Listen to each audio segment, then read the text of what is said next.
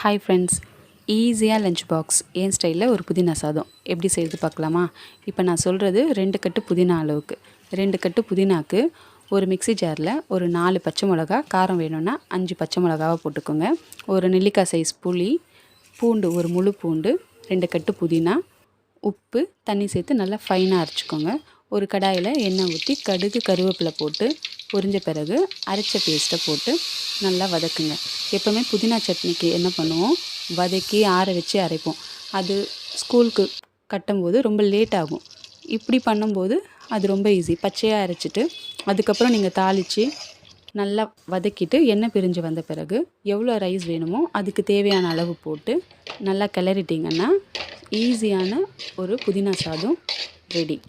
காலையில் செய்கிறதுக்கும் ஈஸியாக இருக்கும், பசங்களும் விரும்பி சாப்பிடுவாங்க. நாளைக்கு இன்னொரு லஞ்ச் பாக்ஸில் பார்க்குறேன். பாய். தேங்க்யூ.